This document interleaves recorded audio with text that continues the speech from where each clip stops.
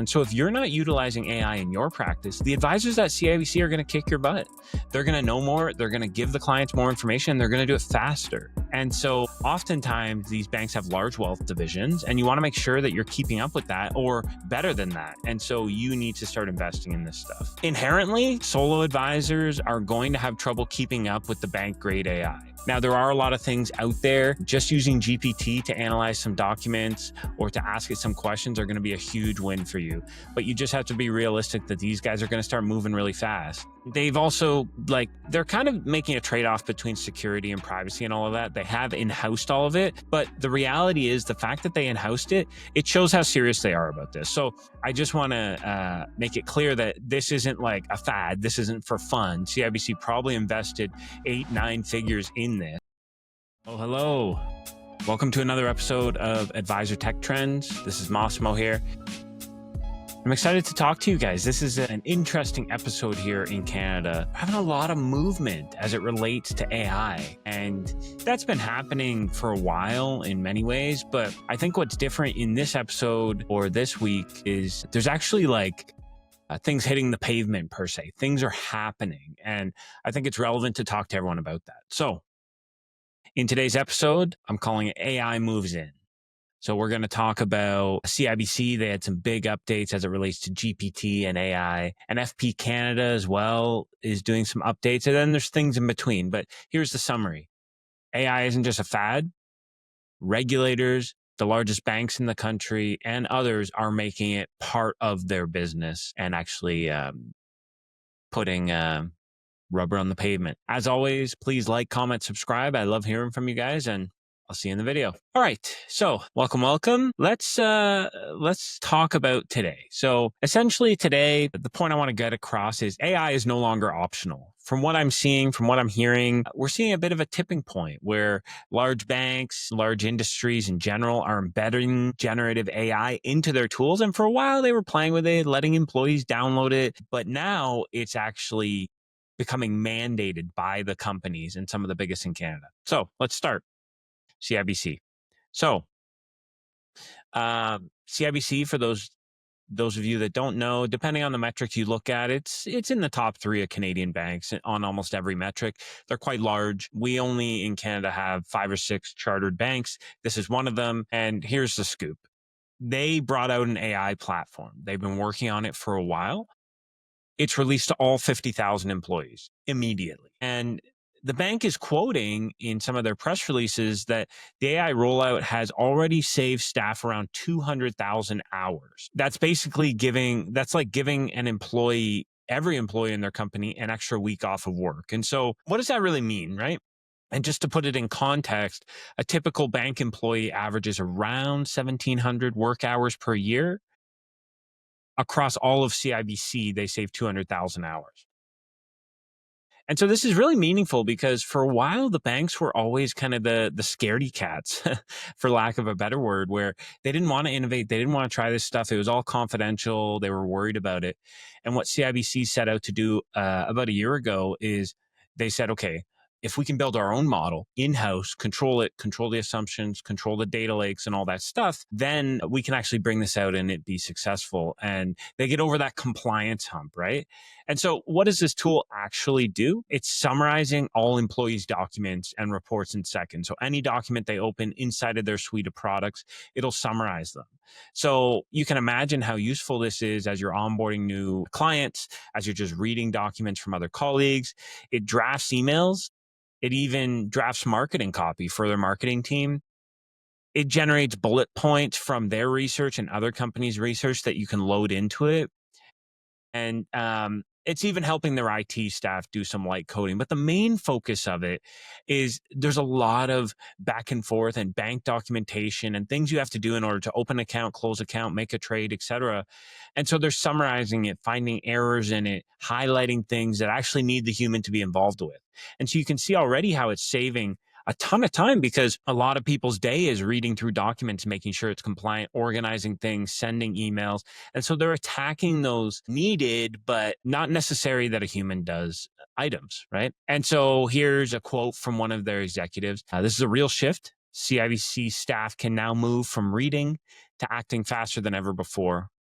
And for advisors at the bank, because they do have an in-house advisory team, that means more time spent on client conversations, not admin work. And so that's their main thing. And that's what I was bringing up earlier. It's like that work needs to be done, but not necessarily by the advisor. And so this is new. They just brought it out in mid-May. They've been testing it for a while, but now it's mandated. They're past the beta phase. This is live. And so they feel confident about it. And I can guarantee the other banks are going to release something now too. And so what are the implications of that, right? Like, number one, clients are expecting faster and faster things, and they're going to want smarter answers. And so if you're not utilizing AI in your practice, the advisors at CIBC are going to kick your butt. They're going to know more. They're going to give the clients more information. They're going to do it faster. And so oftentimes these banks have large wealth divisions, and you want to make sure that you're keeping up with that or better than that. And so you need to start investing in this stuff. Inherently, solo advisors are going to have trouble keeping up with the bank grade AI. Now, there are a lot of things out there. Just using GPT to analyze some documents or to ask it some questions are going to be a huge win for you.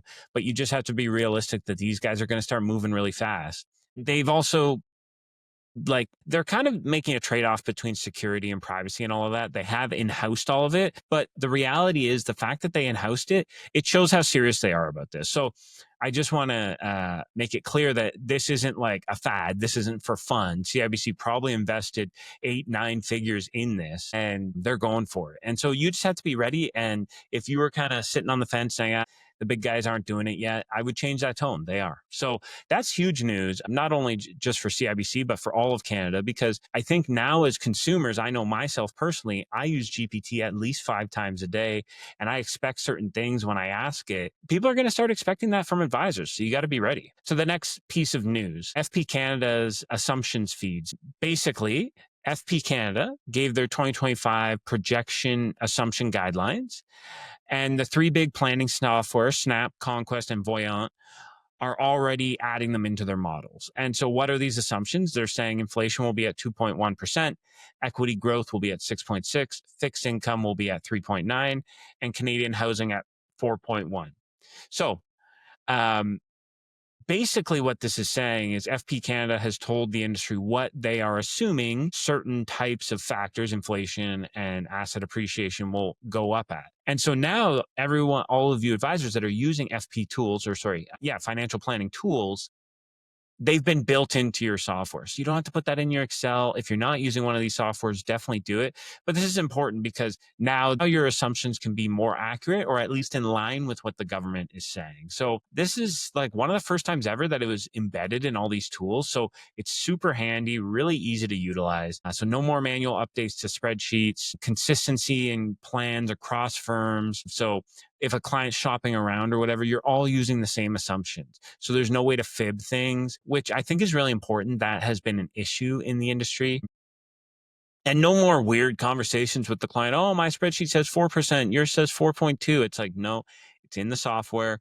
It's regulated across the whole industry. Everyone uses these same assumptions. And so again, it kind of comes back to you being able to focus with the client. And there's twofold here. One, there's a theme in this podcast of things are getting more serious.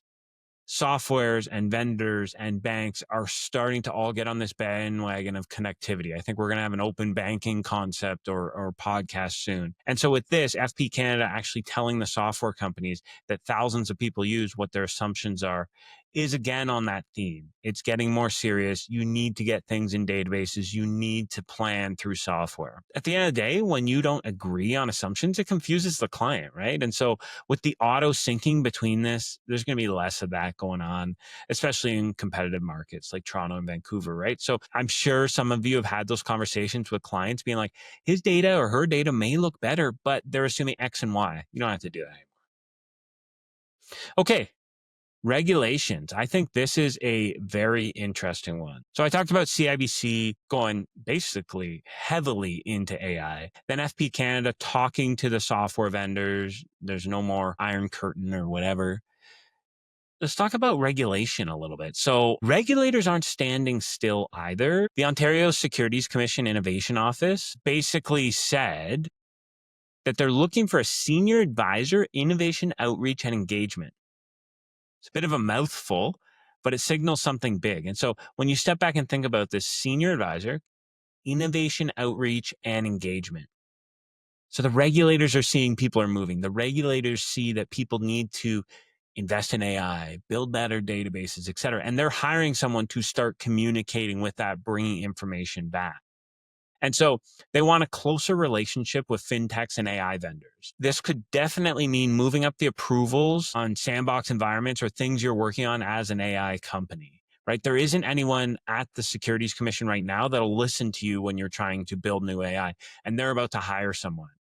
And so this means things could get greenlit faster. It also signals that the Securities Commission is listening to clients, listening to advisors, and understanding that there is a lot of conversation about AI. And so they have to react. And so for you as an independent advisor or tech vendor, this means you're probably going to get better support, potentially more scrutiny. But if you're building or buying AI tools, both of those are good. You want to be scrutinized and be better, and you also want support, right? For the longest time, you've been kind of paddling uphill with no end in sight.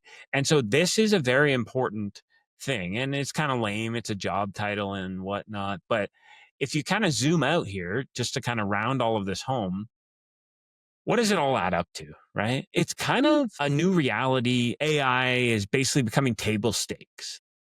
So big banks are using it to unlock staff hours. Planning software is embedding directly into projections. Regulators are hiring to stay on top of it. Like if you look at that trifecta, that basically says it's happening. It's here. Here are some stats. In 2024, 32% of Canadian advisors said they were already experimenting with ChatGPT. By 2025, that number is expected to rise about another half. So close to 50% of all advisors. And so 1 in 2 advisors are playing with this stuff. The banks have invested 8-9 figures in it. And the projection tools are now talking to the assumption makers at the government and integrating it. So here are some takeaways I think you should think of. Number 1, start testing AI. Find ones that respect client data and integrate seamlessly into your workflow, or at the very least, get GPT and try it. Ask it some questions, get used to it. The reality is in the next 1 to 3 years, things are going to be very different, especially with the banks coming on board. So jump in now. If you're an aggregator, like a software vendor or something like that, think about how to communicate these new tools with clients without making them feel like they're being replaced by like a chatbot. So there's some nuances there. And then firms, like regulated firms, larger firms, keep a close watch on the OSC signals. There honestly could be new expectations around you and what you're doing, but here's kind of the general roundup is like what I said. It's like, you got to get in, you got to try it. It's no longer this is coming. It is, this is here. And so test, learn, and don't get left behind, because in 2025, it's not about whether you use AI, it's how you serve your clients better, right? And people are just going to start assuming that you use AI to serve your clients better. As always, it's great talking to you guys. This is exciting for Canada. It's a little scary, but anything scary is also exciting. Enjoy the rest of your day.